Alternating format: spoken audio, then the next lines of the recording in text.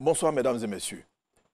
L'annonce de la maladie à coronavirus a amené le président de la République à inviter les praticiens à s'impliquer dans la lutte.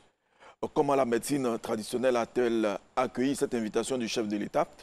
Quels sont les atouts et les insuffisances de cette médecine face à la pandémie du Covid-19? Un défi pour le programme national de promotion de la médecine traditionnelle. Organe de promotion de cette médecine est représenté ici par le directeur coordonnateur. Le docteur Croix Eoulé est chercheur à l'Institut national de santé publique, INSP. Bonsoir docteur. Bonsoir. Merci d'avoir accepté notre invitation pour discuter de l'apport de la médecine traditionnelle dans la lutte contre le Covid-19. Voilà. Sujet du 7e numéro de votre émission Notre Santé. Tout de suite, docteur, comment définissez-vous la médecine traditionnelle? Merci. On pourrait définir la médecine traditionnelle selon l'Organisation mondiale de la santé. C'est l'ensemble de toutes les pratiques aux connaissances explicables ou non, matérielles ou immatérielles, utilisées pour diagnostiquer, prévenir ou éliminer un déséquilibre d'ordre physique, mental et social. Et cela se transmet de génération en génération, par écrit ou alors oralement. De façon générale, on pourrait dire que c'est la médecine de nos ancêtres. Voilà. Merci. Dès l'apparition de la maladie à coronavirus en Côte d'Ivoire, le gouvernement a exhorté les professionnels de la santé à trouver un remède afin de mettre un frein à la propagation de la pandémie. Les praticiens de la médecine traditionnelle se sont mis à la tâche. Comment perçoivent-ils la pandémie? Quelle contribution pour soulager les patients? Élément de réponse dans ce reportage signé Astou Touré.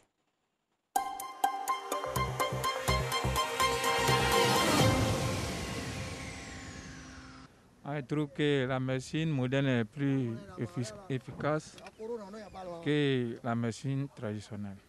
Prenons le cas de Drobo. Drobo, c'était il fait la médecine traditionnelle et même la découvert le sida. Mais où est aujourd'hui? Donc je pense que laisser les gens faire le travail. La médecine moderne fait le travail et l'indigène fait son travail. Et puis on va essayer les deux voies. Et même pour moi, j'opte la médecine traditionnelle.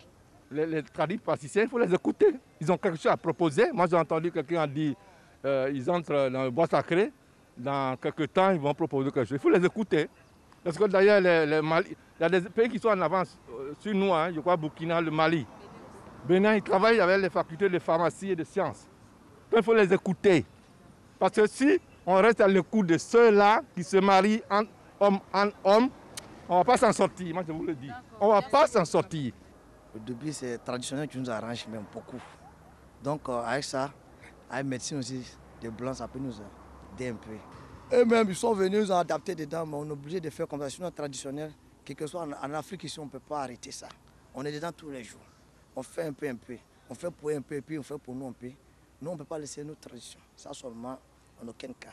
C'est nos plans, les Blancs viennent chercher pour aller avec. C'est parce que nos pays n'est pas développé. On ne peut pas fabriquer les remèdes qu'on appelle pharmaceutiques. C'est pourquoi les médicaments traditionnels, ça peut guérir. Ça peut guérir. Mais Corona là, je ne sais pas. Moi-même, je n'ai jamais vu. Mais quand on dessine Corona là, mais ça a forme d'une plante. Ça a forme d'une plante. Donc, ça peut nous les Noirs là, on peut faire ça. Quand on parle de médicaments traditionnels, on veut parler de la nature. C'est quelque chose qu'on n'a pas inventé. Ça vient de... Voilà, donc, certainement, si c'est une maladie qui existe, certainement il y a aussi des remèdes pour cela. Donc, ça existe dans la nature. Il suffit de trouver cela avec la recherche. Il y a des gens qui connaissent les plantes, ils savent que telle plante guérit telle maladie, telle plante guérit telle maladie. Et comme c'est une nouvelle maladie, on connaît son mode, on connaît plus ou moins comment il fonctionne. On peut savoir aussi, en fonction de ça, quelles sont les alternatives qu'on a pour guérir ça. Alors docteur, que dit la loi sur la médecine traditionnelle et le code éthique et de déontologie des praticiens de la médecine traditionnelle relativement au Covid-19? Oui, je voudrais dire ceci, que le programme national de promotion de la médecine traditionnelle a été créé en vue d'aider les praticiens de médecine traditionnelle, de les encadrer. Il faut dire que c'est la médecine de nos parents, de nos ancêtres. Et depuis 1978, parler de cette date-là, la déclaration d'Alma-Ata pour les soins de santé primaire, il a été question de faire recours à la médecine traditionnelle pour prendre en charge les problèmes de santé de nos populations. Et après la création donc, du programme en 2001, il était question pour ces missions de réglementer le secteur, d'organiser le secteur et de valoriser les substances naturelles, les plantes médicinales. Sur cette base, donc, le programme a conduit les activités jusqu'à la réglementation en obtenant la loi sur la médecine traditionnelle, exercice et organisation de la médecine traditionnelle. C'était en 2015, arrêté 2015, pardon, tiré 536 du 20 juillet 2015.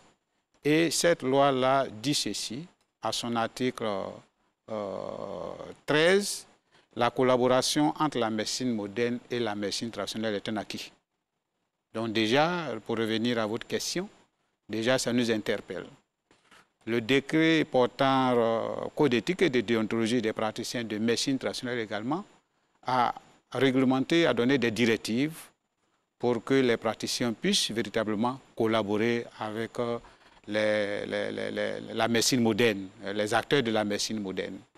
Donc la loi et le code d'éthique, c'est dans le cadre de l'organisation, de la réglementation des pratiques, les bonnes pratiques médicales traditionnelles vis-à-vis de ce qui est en face, de ceux qui sont en face de nous, les acteurs de la médecine moderne. Donc il faut une bonne base, il faut mieux se connaître, il faut que ça soit réglementé. D'un côté, l'autre est réglementé, la médecine moderne est réglementée. Donc la médecine traditionnelle étant réglementée, la collaboration est plus facile. Donc à l'appel donc de Monsieur le Président de la République, on est en phase de pouvoir accompagner le processus, s'impliquer davantage, puisque cela est dit qu'en cas d'épidémie, en cas de pandémie, les praticiens de santé doivent se mettre à la disposition des autorités sanitaires. Donc vous voyez que la loi et le code d'éthique vient, une fois de plus, pour jeter les bases véritables de cette collaboration en apportant leur contribution dans la lutte. Voilà un peu ce que je peux dire. Collaboration des deux médecines qui veut dire reconnaissance. Voilà. Est-ce une reconnaissance de façade, puisque dans les faits, certains praticiens sont mal vus par la médecine moderne ou simplement même mis à l'écart alors qu'ils ont toujours traité les populations. Que leur reproche-t-on? Pour les praticiens de médecine traditionnelle, il y a des défis. Mais il faut dire que au départ, c'était difficile cette collaboration. On ne verrait jamais sur les plateaux de TV des praticiens de médecine traditionnelle d'un côté et puis de l'autre côté les médecins ou les praticiens de la médecine conventionnelle. Mais tout cela est terminé. Je pense que de plus en plus les deux systèmes, les deux médecines collaborent. Mais il fallait que des bases véritables soient jetées. Je vous donnerai quelques exemples. Il faut dire qu'au départ, les praticiens de la médecine traditionnelle n'étaient pas enseignés, n'étaient pas connus. Dans nos parcours, il faut dire que je suis médecin. Dans mon parcours universitaire, on n'a jamais parlé de médecine traditionnelle. Bon, comme je suis arrivé à la médecine traditionnelle, ça c'est une autre histoire. Pour dire que maintenant que c'est enseigné, deuxième année, sixième année, même les années de spécialité, les sièges de santé publique sont sensibilisés, sont formés sur la médecine traditionnelle. La collaboration, donc, est engagée. Donc, décrier ou les critiques les plus acerbes au départ, je crois que cela a disparu, ou c'est pas totalement disparu, mais il y a quelques défis à soulever. Vous avez, voilà. Donc, vous donnez l'assurance aujourd'hui que l'union sacrée prônée par le président de la République entre les médecins, c'est-à-dire vous et la médecine moderne, est scellée? Oui, c'est scellé. Parce que ça aussi, ça témoigne vraiment en prenant la décision.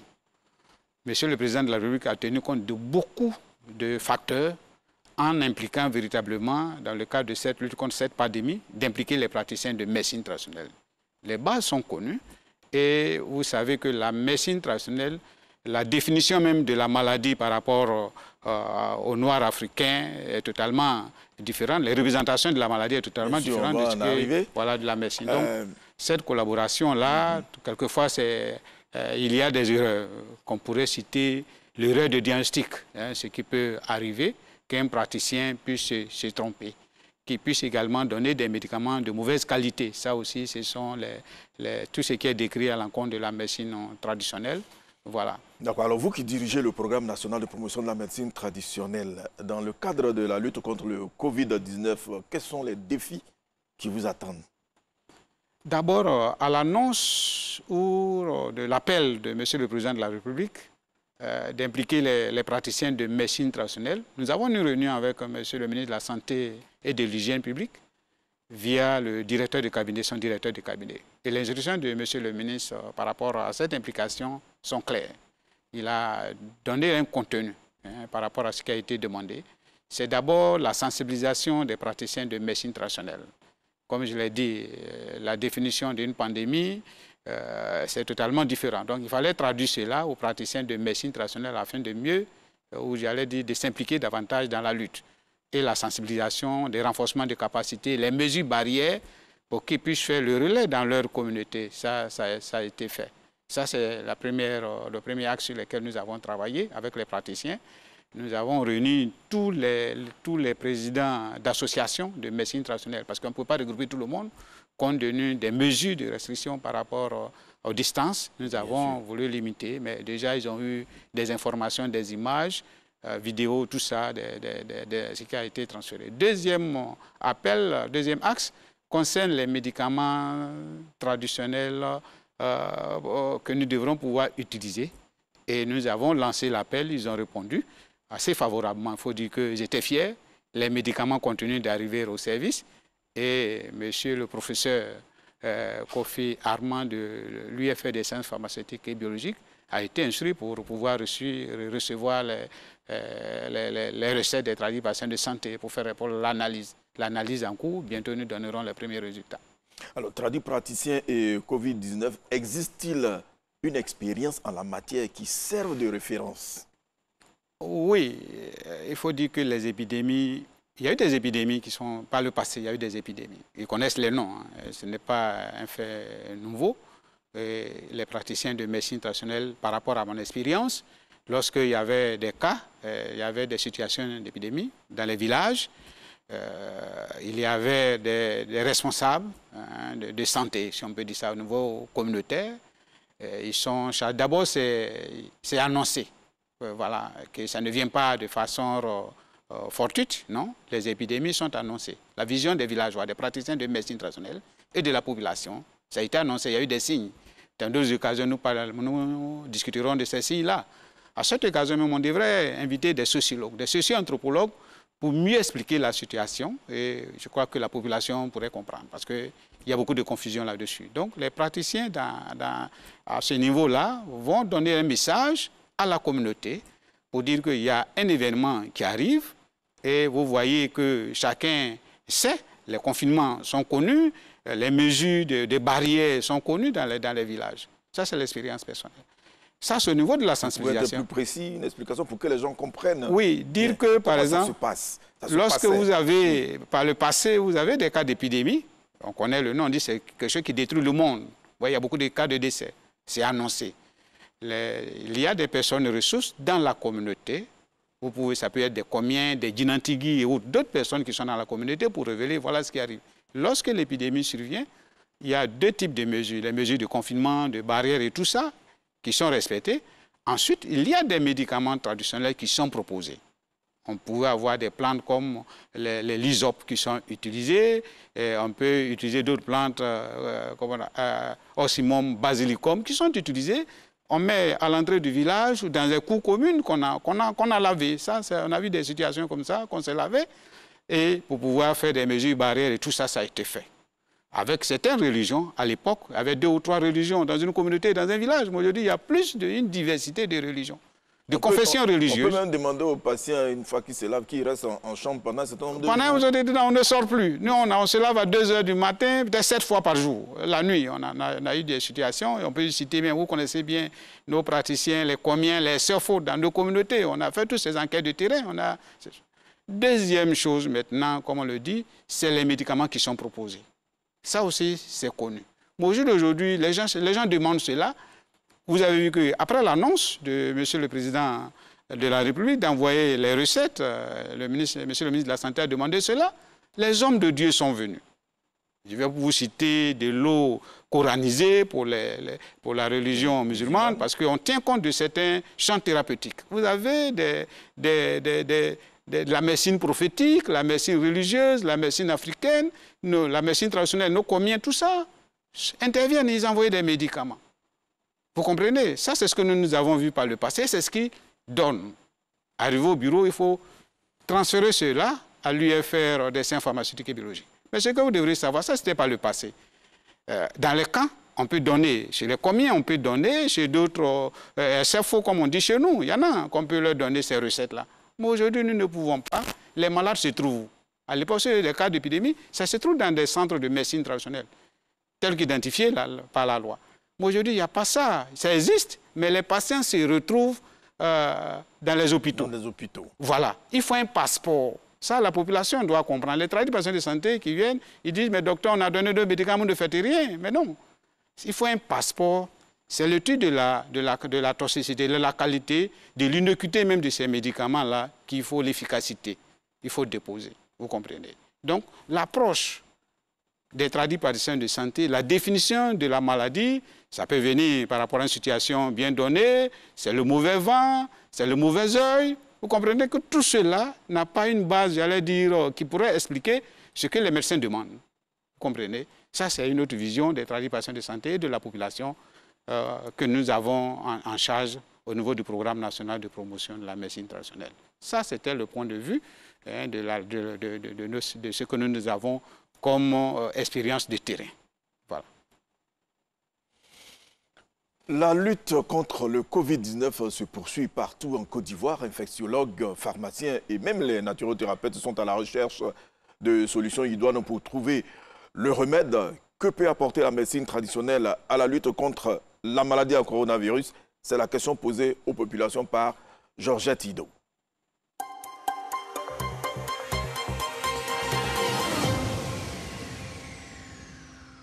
Je trouve que la médecine moderne est plus efficace que la médecine traditionnelle.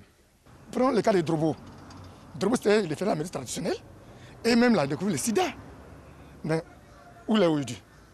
Donc je pense que laisser les gens faire le travail. La médecine moderne fait le travail et l'indigène fait son travail. Et puis on va essayer les deux voies. Et même pour moi, j'opte la médecine traditionnelle. Les tradipraticiens, il faut les écouter. Ils ont quelque chose à proposer. Moi, j'ai entendu quelqu'un dire ils entrent dans le bois sacré. Dans quelques temps, ils vont proposer quelque chose. Il faut les écouter. Parce que d'ailleurs, il y a des pays qui sont en avance sur nous. Hein, je crois Burkina, le Mali. Bénin, ils travaillent avec les facultés de pharmacie et de sciences. Donc, il faut les écouter. Parce que si on reste à l'écoute de ceux-là qui se marient en homme, on ne va pas s'en sortir. Moi, je vous le dis. On ne va pas s'en sortir. Au début, c'est traditionnel qui nous arrange même beaucoup. Donc, avec ça, avec médecine aussi, des blancs, ça peut nous aider un peu. Eux-mêmes, ils sont venus nous adapter dedans, mais on est obligé de faire comme ça. Sinon, traditionnel, quel que soit en Afrique, ici, on ne peut pas arrêter ça. On est dedans tous les jours. On fait un peu. On fait pour eux un peu, et puis on fait pour nous un peu. Nous, on ne peut pas laisser nos traditions. Ça seulement, en aucun cas. C'est nos plans, les Blancs viennent chercher pour aller avec. C'est parce que nos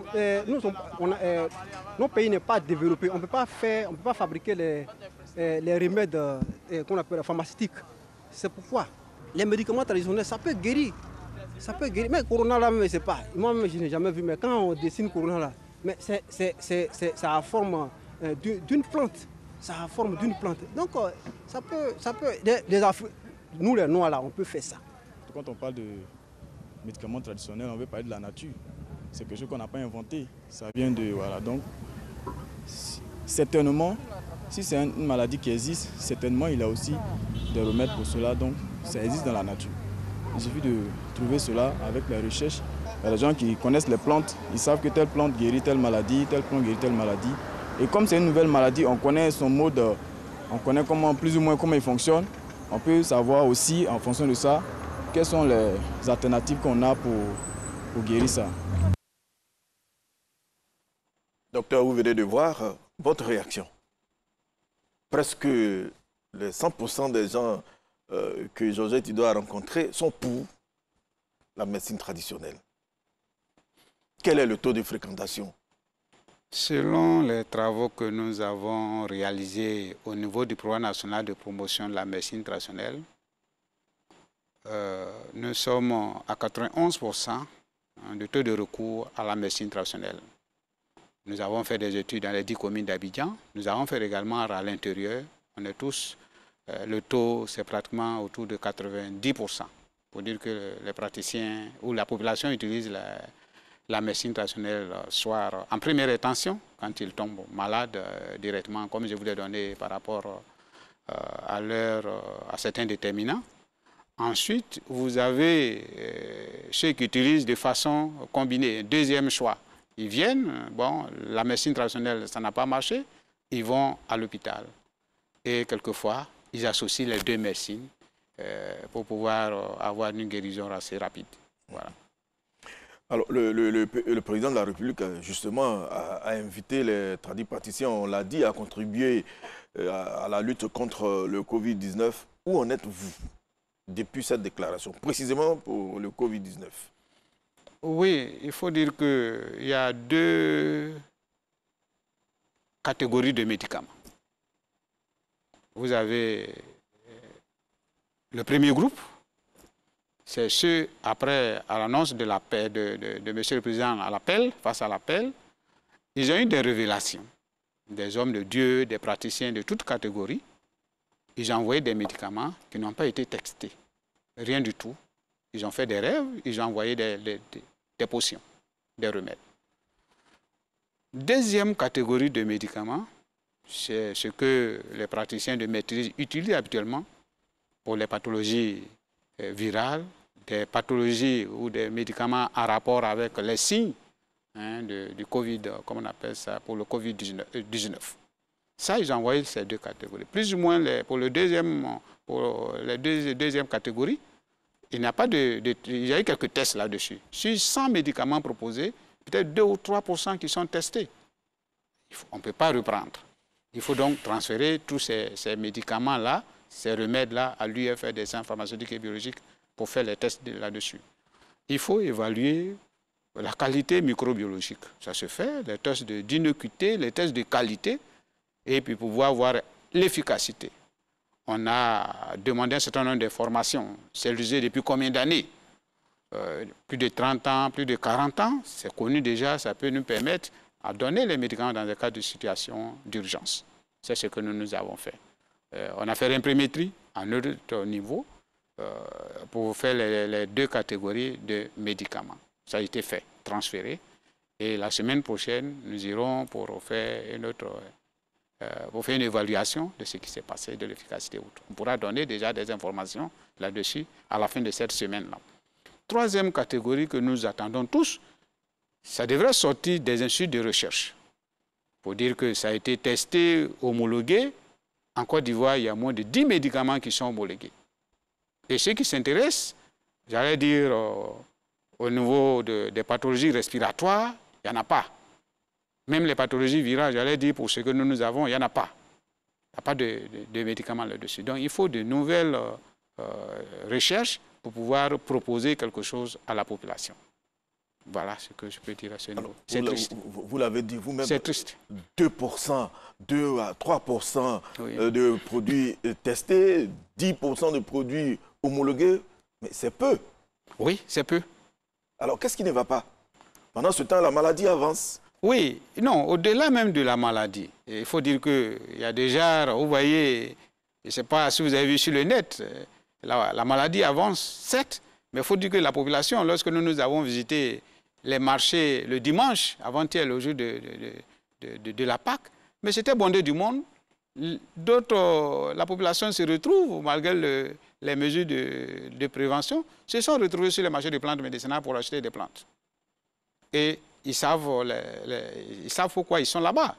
Les plantes, ils les connaissent, ils peuvent en prendre. Il y a des conseillers dans le marché. Il y a un non-dit dans ce cas. Voilà, il y a un non-dit. Voilà, je ne dirai pas. Mais ce qui est sûr, on s'est retrouvés à 6 h du matin à Yopougon et dans d'autres marchés, à Djamé, le dimanche de Pâques. On a retrouvé du monde aller acheter des plantes que nous les connaissons.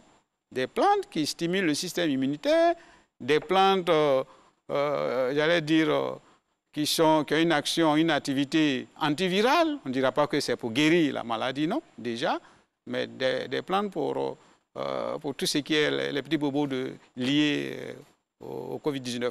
C'est-à-dire, si vous avez la toux, ils vont acheter des plantes contre la toux déjà. Si vous êtes fatigué, ils prendront des plantes dans ce sens. Voilà un peu ce qu'on a fait le constat d'hier.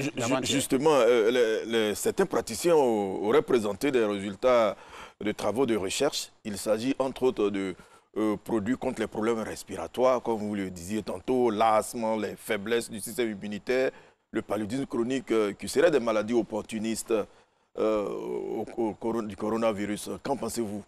C'est une confusion. J'allais dire les thèmes empruntés par les praticiens de médecine traditionnelle. Pas de maladie opportuniste. Nous avons une maladie qui est liée à un virus, coronavirus, on connaît tous. Il y a des signes. On a dit, c'est là tout, on ne parlera pas de maladie opportuniste. Non, je pense que c'est plutôt des signes. Voilà, des signes. Peut-être que je vous ai dit que pas des maladies opportunistes. Il faut recadrer. C'est pour ça que nous évitons que les praticiens s'expriment directement à l'antenne. Ça peut créer la confusion. Et dans notre sensibilisation, nous avons demandé aux praticiens de ne pas se mêler, de ne pas utiliser des thèmes dont ils ne maîtrisent pas. Voilà un peu ce que je veux dire à ce niveau-là. Quels sont les atouts et les insuffisances de cette médecine face à la pandémie que nous vivons aujourd'hui? Les atouts, je pense que les praticiens de médecine traditionnelle peuvent participer activement à la lutte. D'abord pour les mesures barrières. Vous devrez savoir qu'un praticien de médecine traditionnelle peut recevoir 2000 à 3000 patients par an. Donc, ceux qui sont à Abidjan, ils reçoivent beaucoup de personnes. Déjà, en donnant l'information, ils peuvent arrêter ou supprimer la chaîne de contamination. Ils doivent déjà avoir les premières informations. Ça, c'est déjà un atout d'une autorité connue dans la communauté. C'est déjà avéré. Du nord comme du sud, tout le monde ne peut pas ignorer la contribution réelle des praticiens de médecine traditionnelle. Ça, c'est connu. Deuxième atout également, on vous parlera de nos plantes médicinales qui sont connues, qui ont des vertus. Plusieurs travaux ont été réalisés. Nous avons même une pharmacopée à base de plantes. Je peux vous montrer cette pharmacopée à base de plantes médicinales. Dedans, vous pouvez trouver des plantes. On a fait tous les tests possibles pour expliquer assez simplement sur ces plantes utilisées, les recettes proposées par les praticiens. Ça, c'est des atouts qui sont vraiment bien connus. Et puis, on a beaucoup de praticiens dans notre base de données. Ça aussi, c'est des atouts. Pour lancer le message, Monsieur le Président de la République a dit qu'ils doivent s'impliquer donc dans la lutte, les mesures de prévention, mesures barrières, ils doivent porter l'information. Nous avons près de 6000 praticiens ou 7000 praticiens dans notre base de données sur l'ensemble du territoire qui jouent pleinement leur rôle. Ça, ils peuvent le faire, proposer des médicaments en cas de situation, parce qu'ils peuvent donner ces remèdes-là.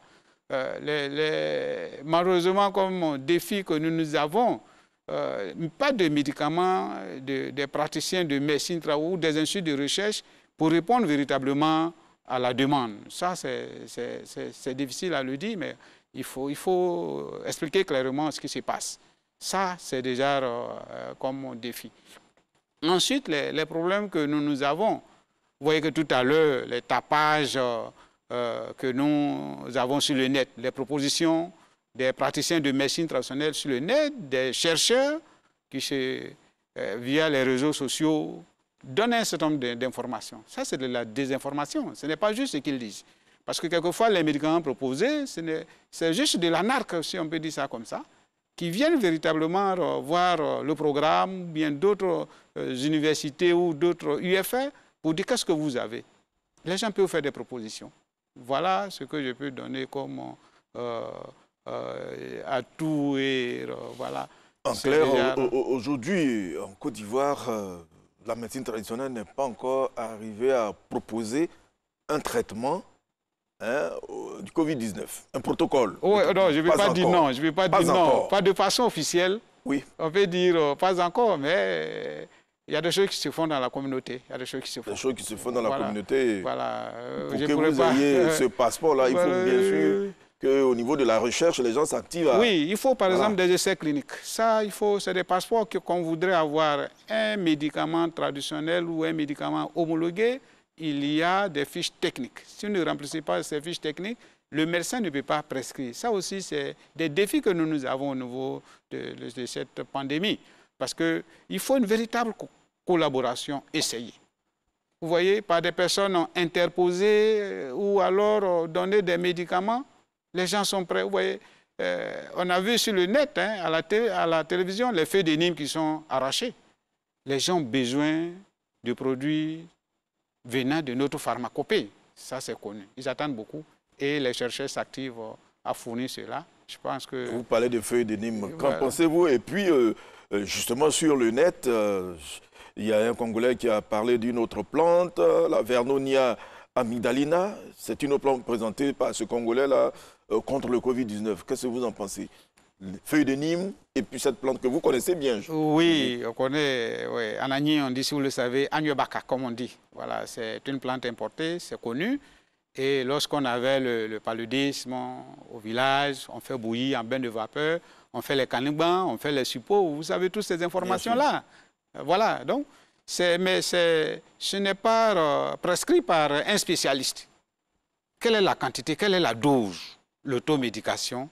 Mais même si on a entendu parler de Nîmes, de chloroquine et autres, il y a toute une confusion dans la tête.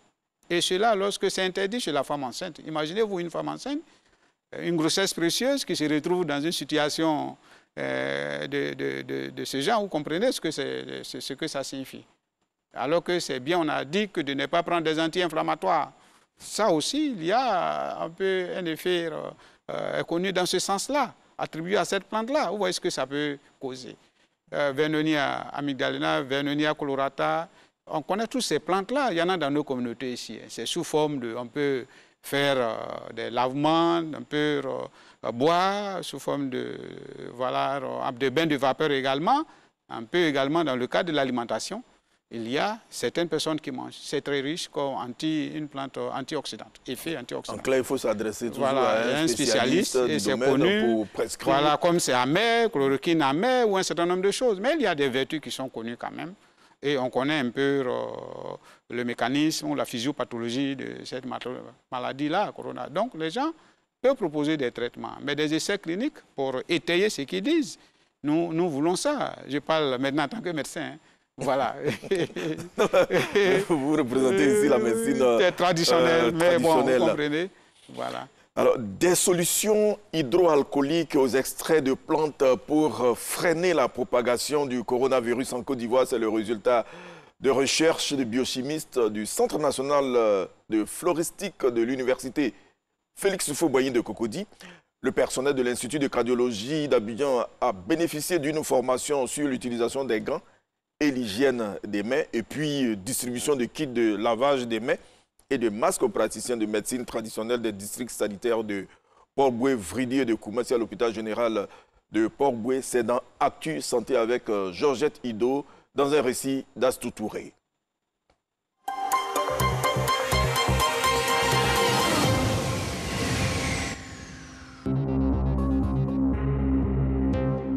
Lutte contre le Covid-19. Des solutions hydroalcooliques aux extraits de plantes renfermant des molécules antivirales pour faire barrière au coronavirus.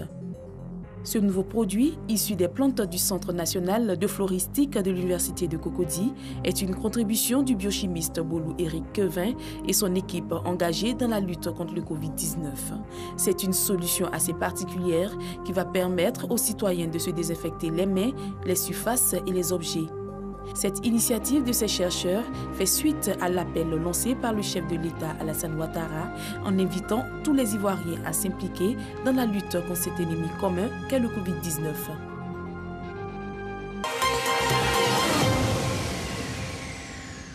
Formation des agents de santé. Comment pratiquer l'hygiène des mains? Quel équipement pour le personnel médical? Comment porter et comment retirer un gant? Comment se laver les mains? Ce sont entre autres les questions suscitées pour entretenir le personnel de l'Institut de cardiologie d'Abidjan, ICA. Une formation initiée par l'OMS qui s'inscrit dans la lutte contre le Covid-19. Elle vise à renforcer les capacités des agents de santé en vue d'une meilleure protection des patients en cette période où sévit la pandémie du Covid-19. Le personnel soignant a été instruit sur les stratégies de prévention contre les infections, les procédures d'hygiène respiratoire et la prise en charge des malades.